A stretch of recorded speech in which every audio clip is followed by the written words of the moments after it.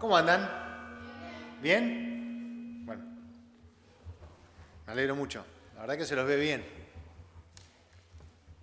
Bueno, vamos a terminar con, con el tema que estábamos viendo. Un tema interesante, ¿no? Para aprender y saber lo que dice la Biblia acerca de esto, ¿no? Lo que es la sexualidad.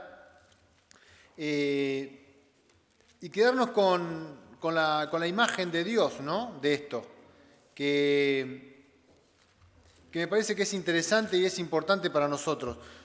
No sé si estará el PowerPoint, no es para que pero por lo menos para... Habíamos quedado, ahí está, habíamos quedado en la degradación del diseño, ¿no? Y lo último que habíamos visto es cómo este diseño, ¿no? A través de las decisiones humanas, a través, digamos, de cómo el hombre fue implementando lo que tenía en su corazón en cuanto a la sexualidad, fue degradando el diseño. O sea, el diseño de Dios se fue desdibujando con el paso del tiempo.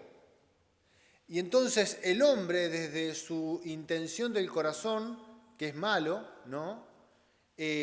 Cambió el diseño de Dios, lo modificó. Y vimos algunos pasajes en donde vimos ese proceso de degradación. Y habíamos quedado en uno, ¿no?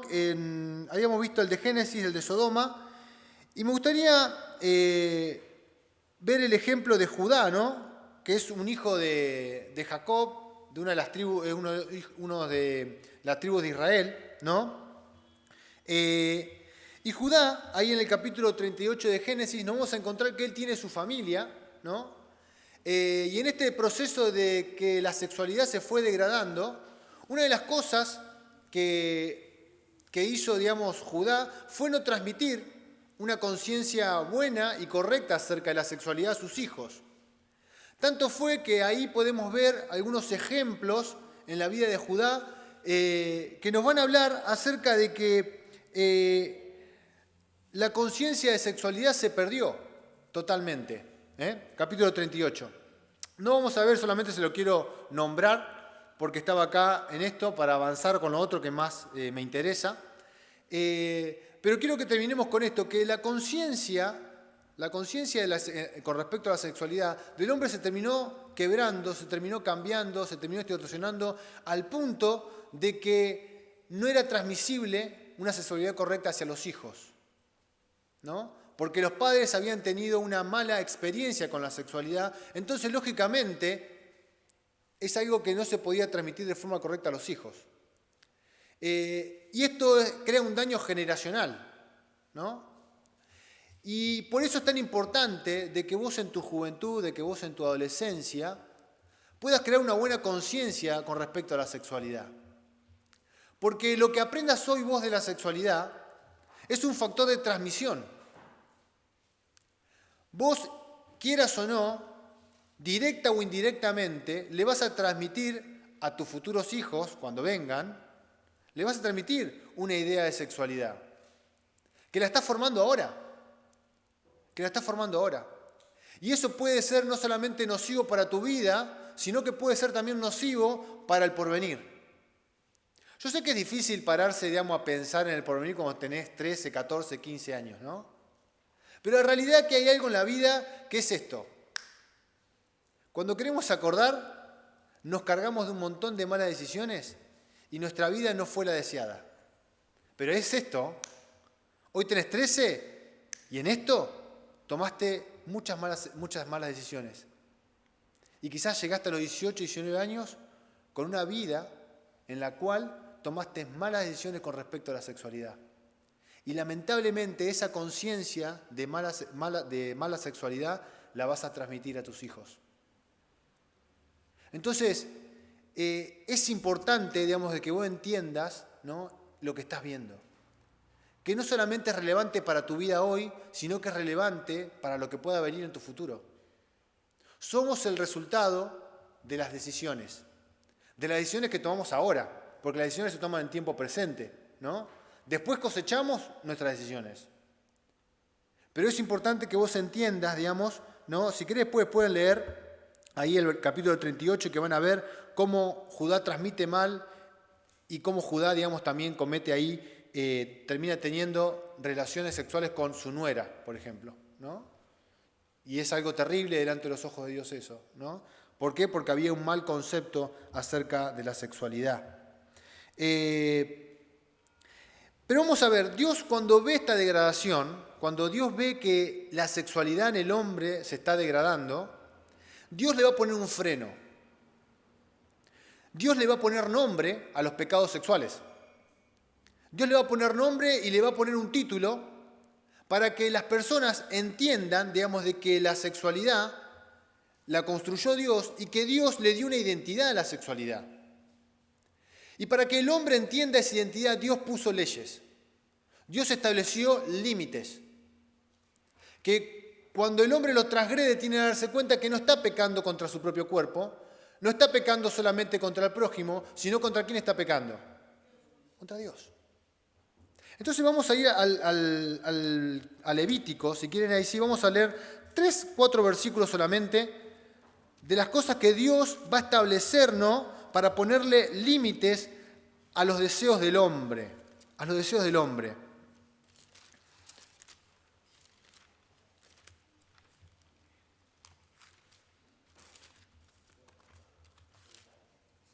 Levítico capítulo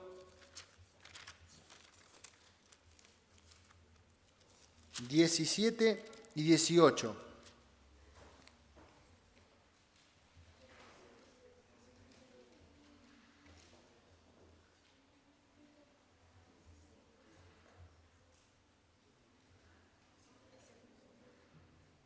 Fíjense, vamos a leer en el capítulo 18.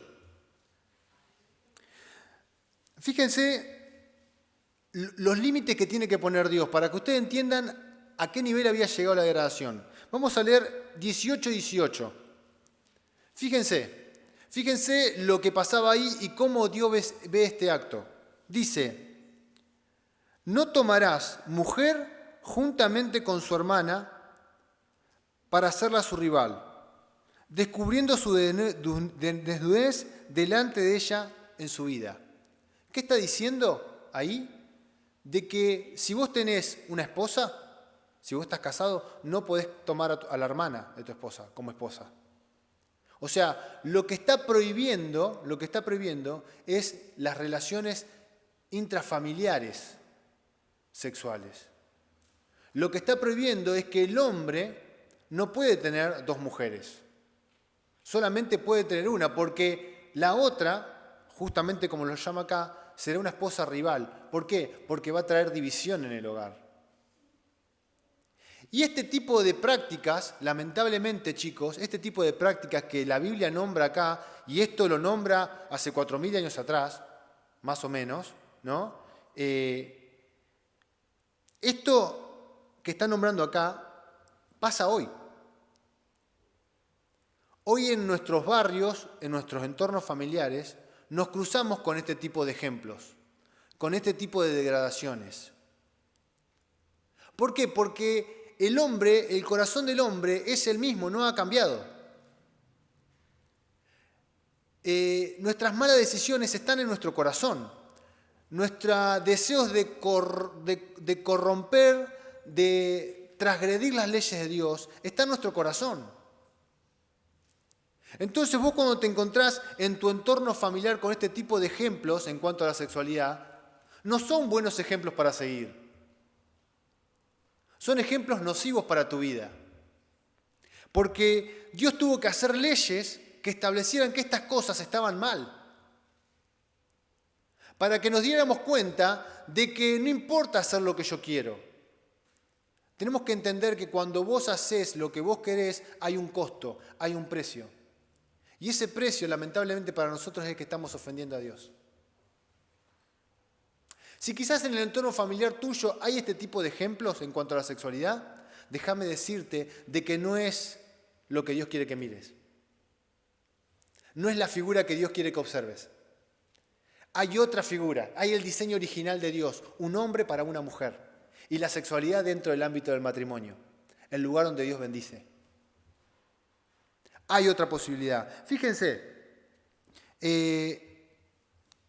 vamos a leer otro versículo. Son versículos fuertes, pero creo que nos van a ayudar a nosotros a entender, digamos, el nivel de lo que se puede llegar el hombre y que está mal. Fíjense, versículos 16 y 17 del capítulo 18. Dice: la desnudez de la mujer de tu hermano no descubrirás, es la desnudez de tu hermano. La desnudez de la mujer de su hija no descubrirás, no tomarás la hija de su hijo, ni la hija de su hija, para descubrir su desnudez. Son parientas, es maldad. Fíjense, hay una cosa que ve Dios acá con respecto a lo que es la desnudez, que nosotros la tenemos que entender. La desnudez es propiedad nuestra. Lo que está debajo de tu cuerpo, lo que está debajo, de tu ropa, lo que está debajo de tu ropa es tu propiedad. Es algo que debería ser inviolable. Es tuyo. O sea, no es para exhibición. No es para que otros vean, no es para mostrar. Vos tenés que entender que tu cuerpo para Dios es precioso, es preciado. Y la ropa que nos cubre cosas que son muy íntimas.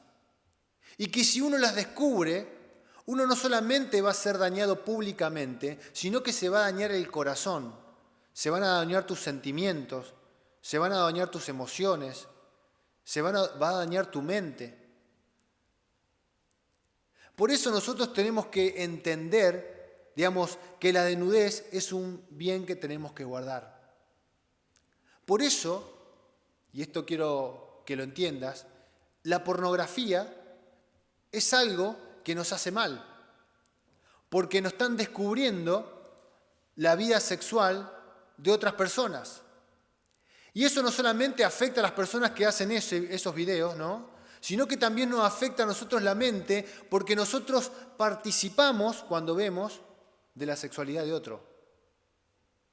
Y si vos leíste el versículo 16, dice algo que es, digamos, fundamental que tenemos que entender. Fíjense, si alguien ve la desnudez de una mujer que ya tiene marido, dice, vos estás descubriendo la desnudez de su hermano. O sea, cuando vos ves la desnudez de un matrimonio, o de uno de los dos, estás viendo la desnudez del otro, porque ya son una sola carne, porque ya son una sola cosa. Entonces, tenemos que entender, chicos, y tenemos que comprender que la sexualidad es algo muy importante y Dios le tuvo que poner límites al hombre. Dios tuvo que poner leyes, Dios tuvo que poner reglas, porque el hombre seguía sus deseos, seguía su corazón, y esas cosas dañaban al ser humano. Y hoy día lo dañan. Hoy hay chicos que lamentablemente son esclavos, ¿no?, de la pornografía. Son esclavos, ¿no es cierto?, de los deseos sexuales. Son esclavos, digamos, muchas veces, digamos, del abuso sexual. Por haber tenido estas participaciones, ¿no?, que muchas veces pasan dentro del entorno del hogar, ¿no?, y que parece que están en el silencio de un cuarto y que nadie lo ve, pero sin embargo Dios ve. Déjame decirte ahora, y quiero esto frenar, porque ahora quiero avanzar en volver al diseño original. Y quiero que vos pienses en lo siguiente ahora. Yo no sé si vos tenés problemas con la pornografía o con la masturbación, no lo sé. Quizás acá haya alguien que tenga problemas con eso. Yo no sé si vos quizás estás en este lugar y fuiste abusado o abusada, no lo sé. No sé si quizás rompieron en tu corazón, en tu vida, cosas que lamentablemente vos decís cómo pueden ser reparadas o cómo pueden ser vueltas a cero. Porque muchas veces el pensamiento es ese. Cómo salir de la culpa que genera un abuso. Cómo salir de la culpa que genera ser esclavo, ¿no es cierto?, de la pornografía, que es una adicción. Cómo animarme a contarlo a eso para que alguien me ayude. ¿Cómo hacer? Bueno, hay un viaje de retorno. Hay un viaje de retorno. Y el viaje de retorno no es fácil. No es instantáneo. Porque hay muchas cosas que en el camino se dañaron. Pero sí con el tiempo, incluyendo a Dios en nuestra vida, Dios puede reparar esas cosas. Dios puede hacer nuevas las cosas. Dios puede ayudarte con la tentación. Dios puede ayudarte, digamos, con eso que te dañaron, con eso que te lastimaron, con eso que te robaron. Dios puede ayudarte. Dios puede darte una nueva oportunidad y Dios te puede acompañar en ese proceso. Hace unos años, en realidad, el año pasado y el anterior, con Luciana habíamos empezado a hacer una capacitación acerca de problemas intrafamiliares, ¿no? Y una de las cosas que tocaba el curso que hicimos era en cuanto, digamos, al abuso sexual, ¿no? Y una de las cosas que uno, cuando empieza a leer material acerca de abuso sexual, realmente entendés lo que sufre una persona abusada. Y que muchas veces no se tiene que llegar, digamos, al acto sexual para ser abusado, sino que uno puede ser abusado de un montón de formas sexualmente, obligado a mirar cosas, o toques indeseados, ¿no? O palabras, ¿no?, que muchas veces fomentan cosas que están mal.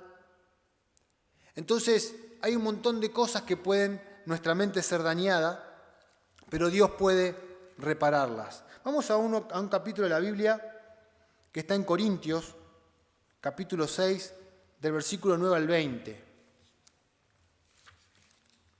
1 Corintios 6. Hay muchos pasajes en la Biblia. Hay muchos pasajes en la Biblia que nos ayudan con esto, pero elegí este porque me parece que tiene varias cosas que nos van a ayudar a nosotros. Capítulo 6. Capítulo 6. Vamos a leer del versículo del 9 al 20. Fíjense lo que dice, del 9 al 20, dice: ¿no sabéis que los injustos no heredarán el reino de Dios? No erréis. Y fíjense la lista que dice: ni los fornicarios, ni los idólatras, ni los adúlteros, ni los afeminados, ni los que se echan con varones, ni los ladrones, ni los avaros, ni los borrachos, ni los maldicientes, ni los estafadores heredarán el reino de Dios. Esto erais algunos, mas ya habéis sido lavados y ya habéis sido santificados, ya habéis sido justificados con el nombre del Señor, en el nombre del Señor Jesús, y por el Espíritu de nuestro Dios. Fíjense, acá arranca este capítulo hablando de las cosas que son injustas delante de Dios. Y dentro de las cosas que nombra cosas que dañan nuestra sexualidad, como por ejemplo el hecho, digamos, de practicar la sexualidad hombre con hombre, mujer con mujer, ¿no? Habla del hecho, digamos, de fornicar, de tener relaciones sexuales fuera del matrimonio. Habla de todas esas cosas que están en contra de Dios. Pero acá yo quiero centrar el pasaje en lo que dice el versículo 11. En lo que dice el versículo 11. Porque quiero que nosotros entendamos de que Dios puede reparar nuestra vida. Dios puede reparar nuestra vida. Y fíjense lo que dice. Y esto erais algunos, dice. Mas ya habéis sido lavados y habéis sido santificados, ya habéis sido justificados por el nombre del Señor Jesús y por el Espíritu de nuestro Dios. ¿Qué está diciendo este versículo? De que hay una reparación, de que hay un regreso al modelo original de Dios, de que hay una forma en la cual vos podés ser reparado espiritualmente y como persona. Hay una forma. Y esa forma es entender de que hay una gracia de parte de Dios. Y esa gracia se llama Jesús. Jesús, el Hijo de Dios, es el que cambió la historia para nosotros. Porque yo encontrándome con Jesús, yo encontrándome con su sacrificio, yo encontrándome con lo que Él hizo en la cruz, yo puedo tener una hoja nueva en mi vida. Yo puedo ser lavado. Yo puedo ser limpiado. Yo puedo volver, digamos, a sentirme puro delante de Dios. Yo puedo librarme de la culpa, de la esclavitud del pecado. Puedo. Y es entender el sacrificio de Jesús en mi favor. Quizás vos estás ahora y tuviste alguna de las malas experiencias que yo nombré. O quizás estás sufriendo y estás experimentando este tipo de cosas en cuanto a la sexualidad. Déjame decirte que hay un lugar al cual vos podés venir y vas a encontrar perdón. Hay un lugar al cual vos podés venir y no vas a encontrar rechazo. Vas a encontrar un abrazo de Dios. Vas a encontrar contención. Vas a encontrar un lugar para tus lágrimas. Vas a encontrar una nueva oportunidad para tu vida. Y como te explicaba, el proceso no es fácil de volver, pero vas a tener a un Dios acompañándote porque hay un hijo que murió por tus pecados. Hay un hijo que murió por el pecado de aquel quizás que te abusó. Y eso te puede a vos ayudar a perdonar, aunque parece que es difícil. Pero nosotros tenemos que entender de que podemos ser lavados y que podemos ser restaurados. Y esa restauración nos va a permitir volver al origen. Quizás tomaste malas decisiones en tu vida sexual porque vos lo quisiste hacer. Y hoy te estás dando cuenta que te equivocaste, de que te adelantaste, de que hiciste cosas que quizás te arrepentiste. Podés venir a Jesús y Él puede lavar eso. Él puede limpiar eso, Él puede corregir eso. Como te decía, Dios puede darte una hoja blanca en tu vida para que vuelvas a empezar, para que vuelvas a comenzar, para que vuelvas al diseño original, para que vos puedas pensar la sexualidad ahora desde la visión de Dios, no desde la visión que te enseñaron quizás en tu entorno familiar o en tu vida, sino desde la perspectiva de Dios. No solamente eso, sino que cuando uno se encuentra en Jesús, cuando uno viene al perdón de sus pecados y es lavado, uno encuentra algo que es maravilloso para la persona, que es la santificación. ¿Qué es la santificación? Es verte limpio, puro, delante de la presencia de Dios. Que ya no haya más culpas en tu vida, porque Él las borró. Lo que hizo la cruz, eliminó el pecado delante de la presencia de Dios. Y no solamente eso, sino que lo que hizo el pecado, lo que hizo Jesús en la cruz, eliminó a aquel que nos acusaba y que tenía argumentos para acusarnos, que era el diablo. Dice la palabra de Dios, y esto es algo que tenés que entender, cuando vos pecás, o cuando vos estás mal, o cuando pasan cosas en tu vida que te generan culpa, esa culpa se hace más fuerte y se hace una presión más grande, es porque hay un acusador delante del Padre, que se llama Satanás. Y Satanás no solamente acusa nuestras acciones y nuestros pecados y nuestra vida injusta delante de Dios, sino que también nos bombardea la mente y el corazón para que nosotros no encalcemos el perdón, para que nosotros no le creamos a la obra de Cristo que es suficiente para santificarnos, para limpiarnos por completo, para quitarnos la culpa. Pero gracias a Dios está Cristo, dice la palabra de Dios, abogando por nosotros delante del Padre. Y cuando Satanás se levanta para acusar un pecado sexual tuyo, Jesucristo, el justo, se para delante de esa acusación y la detiene. ¿Y sabés con qué la detiene? Con las heridas que Él eligió tener en la eternidad. Las heridas de clavos que le hicieron nuestros pecados.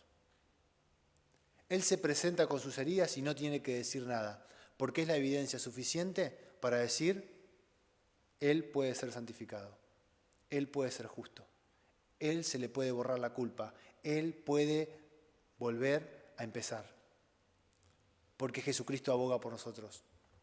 Entonces lo que yo quiero decirte es que más allá del daño que hayas sufrido en tu mente y en tu corazón y la culpa que puedas sentir en tu vida, hay un Jesús que puede eliminar la culpa delante de tu mente y de tu corazón y delante de Dios. Y Dios te ve santificado. Y no importa que vos lo puedas materializar, lo tenés que creer. Y lo tenés que afirmar con tu vida. Dios me ve justo, Dios me ve santo, Dios me da una nueva oportunidad. Dios me puede hacer correr hacia el diseño original y volver a pensar la vida de forma distinta. A pensar mi sexualidad de forma distinta. Dios puede. Y no solamente eso, sino que este pasaje en el versículo 11 nos habla de que Dios nos justificó.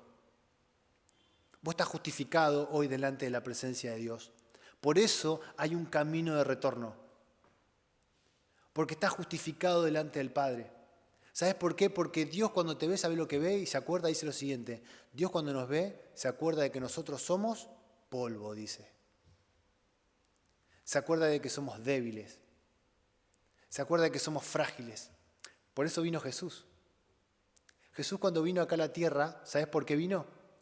Vino porque nosotros estábamos cargados de enfermedades. Vino porque nosotros estábamos cargados de pecado. Vino porque nosotros estábamos cargados de culpa. Vino porque para nosotros era imposible volver a empezar. Para nosotros era imposible tener otra oportunidad delante de Dios. Y eso es lo que lo trajo. Y Él hizo su justicia para nosotros. Porque Él siendo justo, murió por nosotros injusto y ocupó nuestro lugar. Y lo importante de la justicia es lo siguiente. Y quiero hacer un ejemplo gráfico. Supongamos que vino un ladrón y robó, ¿no? El ladrón robó y es un acto que está bien o está mal. Está mal. Supongamos que este ladrón pasó por un juicio, ¿no? Y en el juicio su castigo ¿cuál era?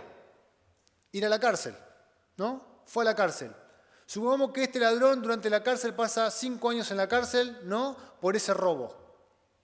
Y durante ese proceso este ladrón, él se da cuenta de que cometió una mala acción y que él es justo que esté preso porque él robó y lo reconoció. Y supongamos que este preso sale ahora y él comienza a tener una vida distinta, ¿no? Busca un trabajo, comienza a trabajar, ¿no? Él, digamos, ve su vida desde otro punto de vista y él empieza a prosperar desde el trabajo y deja el robo. Pasan los años y se encuentra con la persona que le habían robado.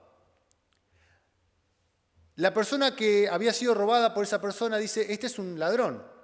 ¿Es cierto eso? ¿Que diga eso? ¿La persona que fue robada por esa persona que había robado? ¿Es cierto? ¿Pero qué pasó en el medio con esa persona que había robado? ¿Qué pasó? ¿Pagó qué? Pagó un precio. Estuvo en la cárcel. Esa persona que estuvo en la cárcel, que pagó el precio y que entendió y que se dio cuenta, pagó la justicia del mundo. Y él, para la persona que le robó, puede ser un ladrón todavía.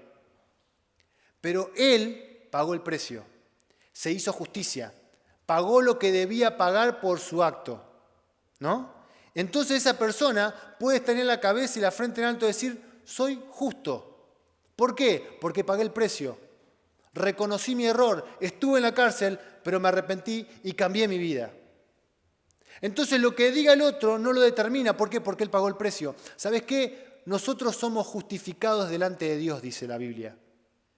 Nosotros, más allá de nuestros pecados, más allá de lo que hayamos hecho, lo que hayamos pasado o lo que nos hayan hecho, nosotros podemos tener la frente en alto porque hay alguien que pagó por nosotros y es Cristo. Y Él es el que hizo la justicia. Entonces, yo tengo que estar confiado y contento de que Dios a mí me ve justo porque tengo a alguien justo que me representa, que es Jesús. Que Él pagó el precio por mí, a diferencia del ejemplo del ladrón. Nosotros tenemos que entender que el precio se pagó y el precio lo pagó Cristo. Y que eso es lo que me da la justicia a mí. De que yo ya no tengo que pagar ningún precio por el pecado. De que el precio lo pagó Cristo y yo tengo ahora justicia. Entonces yo lo que quiero afirmarte con este pensamiento es que vos te des cuenta de que vos podés ser restaurado y que tenés el aval de Cristo para decir, puedo empezar de nuevo. ¿Es difícil? Sí, es difícil. Pero la hoja en blanco está y la podés volver a escribir de nuevo. Con la ayuda de Dios se puede, porque Él hizo todo, absolutamente todo, para que nosotros alcanzáramos ese perdón que no podíamos alcanzar por nuestros medios. Entonces, si tu sexualidad fue dañada y si quizás invertiste más el tiempo en tu sexualidad, déjame decirte que tenés a Jesús el justo, tenés a Jesús el santo, tenés al Jesús que hizo algo por vos para devolverte lo que habías perdido. Y hay un viaje de retorno a eso. Vamos a terminar con el versículo que sigue, que es del 9 al 20.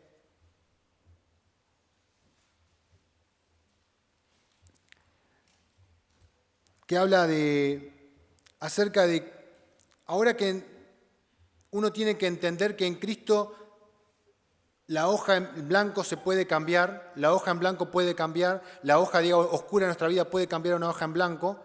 Ahora entendiendo ese concepto, tenemos que entender que ahora nosotros tenemos la oportunidad de evaluar y experimentar la vida de otra forma.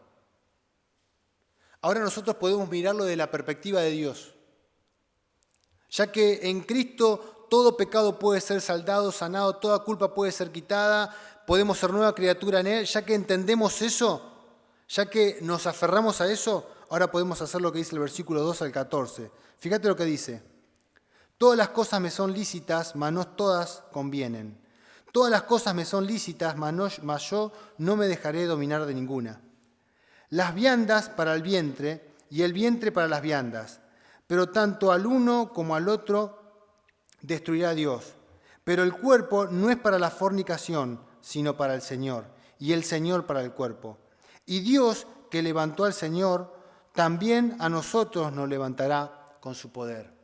Este versículo lo que nos va a ayudar a nosotros a entender lo siguiente. Si nosotros estamos en Cristo, ahora tenemos los beneficios de Cristo. Ahora tenemos las oportunidades de Cristo. Ahora nosotros entendemos el diseño de Dios en cuanto a la sexualidad y el diseño que estaba errado. Lo tenemos. Tenemos las dos cosas.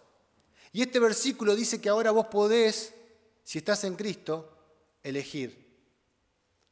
Seguir con tus esclavitudes o elegir tomar mejores decisiones que te van a llevar hacia la libertad sexual. Y esto habla de que vos, digamos, podés hacer cosas que te convienen o cosas que no te convienen.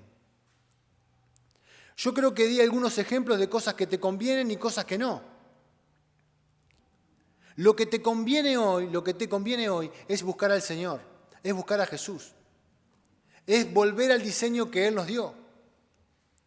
Lo mejor que podés hacer es pasar las cosas por el filtro que Dios puso en cuanto a la sexualidad. Y lo mejor que podés hacer vos es tomar decisiones con respecto a ese filtro, con respecto a eso que armó Dios para nosotros. Todas las cosas son lícitas, ¿por qué? Porque hoy vos tenés libre albedrío, vos podés elegir. Antes elegías únicamente lo malo, pero hoy se te mostró que hay otro camino, que es el camino que Dios planteó, que es el camino que Dios trazó, y que también ahora lo podés elegir, porque todavía seguís teniendo esa voluntad que te permite decidir entre lo lícito y lo que no es lícito. Vos podés elegir cualquiera de los dos caminos. Cada uno tiene consecuencias diferentes, distintas. Pero vos en Cristo podés elegir que antes no podías. Entonces, cuando el enemigo te engaña en tu mente y te dice que vos no podés cambiar un hábito en tu vida, la realidad es que sí podés, porque estás en Cristo. El problema es que si no estás en Cristo no vas a poder. Porque el que te va a ayudar a tomar mejores decisiones es Cristo a través de su palabra. Entonces, fíjense lo que dice el versículo 16, versículo 13, dice la última parte, dice, pero el cuerpo no es para fornicación, sino para el Señor y el Señor para el cuerpo.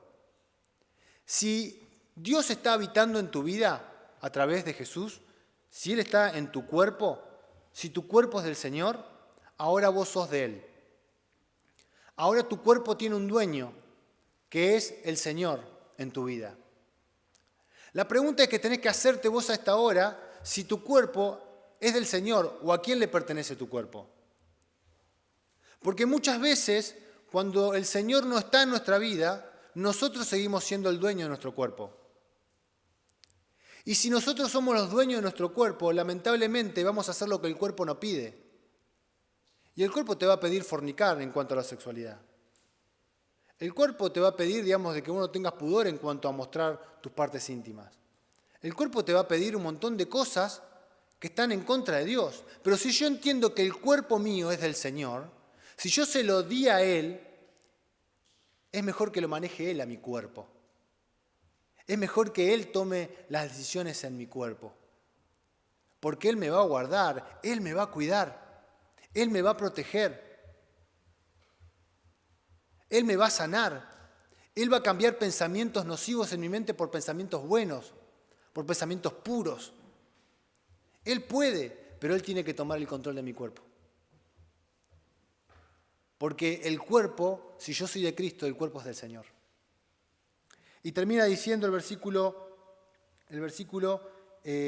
14, dice, y Dios que levantó al Señor, también a nosotros nos levantará con su poder. Quizás vos en esta hora, con toda esta charla de la semana anterior y esta, digamos, quizás tu vida quedó por el suelo, no lo sé. Capaz que vos quedaste herido o quedaste lastimado por lo que escuchaste de la palabra de Dios, o quizás quedaste acusado en tu mente. Quizás quedaste herido, lastimado, no sé cómo está tu corazón.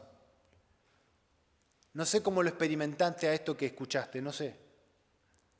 Pero acá, lo que dice este versículo es lo siguiente, y es algo maravilloso para tu vida y para mi vida. Y es un versículo que a mí en mi vida particular, cuando lo leí una vez en mi vida, me ayudó mucho. Porque lo leí en un momento de mi vida en el cual yo no me podía levantar, justamente. Yo estaba, digamos, derrotado. Estaba vencido, no tenía más ganas de nada. Había pensamientos feos en mi mente, en mi corazón. Estaba dañado. Pero un día me encontré con un Dios que levanta. Con un Dios que nos extiende su mano, limpia, y a pesar de que nuestra mano no está limpia, Él la toma. Y dice acá, como Él tuvo el poder de levantar a Jesús entre los muertos. ¿Ustedes vieron alguna vez un muerto resucitar? ¿Vieron? Yo no, por lo menos, nunca. Yo no, nunca vi un muerto resucitar. Después me contaré la anécdota, por favor. Pero Jesucristo es el único que resucitó entre los muertos y todavía está vivo. Porque la muerte no tuvo poder de Él. La muerte no tuvo poder contra Él. No lo pudo retener muerto, lo levantó. Es un poder extremadamente poderoso el que levantó a Jesús entre los muertos. Es algo imposible para la lógica humana. Porque si haya pasado alguna vez, de vuelta volvió a morir esa persona, o va a volver a morir. Pero es muy difícil que un muerto vuelva a vivir. Y Dios hizo eso con Jesús, lo volvió a vivir. El mismo poder que levantó a Jesús de entre los muertos, que es algo imposible, que es algo, digamos, totalmente ilógico de pensarlo, es el mismo poder que te puede levantar a vos. Que te puede recoger con esas manos y levantarte. Y ponerte en pie. Entonces, si estás en esa situación, como la que un día estuve yo, reventado en el suelo, el único que puede levantarte porque tiene el poder suficiente para hacerlo es Dios. Es Dios. Él puede recuperar tu vida. Y esa es la buena noticia, de que la sexualidad, si fue dañada, puede ser reparada. Porque hay un Dios que puede levantarnos. Porque hay un Dios que puede reparar nuestros daños. Porque hay un Dios que es poderoso, que te ama y que tiene planes y proyectos para tu vida y que los quiere cumplir. Y tiene el poder para hacerlo. Muchas veces, queridos que están escuchando, muchas veces hay que ir tal cual somos delante de la presencia de Dios. Y abrir nuestro corazón delante del Padre. Quizás acá no te vas a animar a hacerlo porque hay gente. Pero qué bueno sería que vos llegues a tu casa, que trates de buscar un lugar para estar solo y le abras tu corazón a Dios y le muestres lo profundo del suelo que estás y le digas, digamos, cómo te sentís. Y ahí es donde va a pasar algo maravilloso en tu vida. Ahí es donde vas a encontrarte con el perdón y el amor de Dios. Ahí es donde vas a entender los conceptos que te nombré antes. El concepto de santidad, el concepto de justicia, el concepto de vida.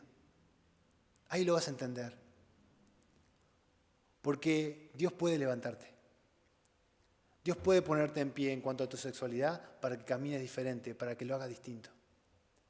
Para que le puedas dar quizás en el futuro a tus hijos que vengan un modelo, un diseño distinto.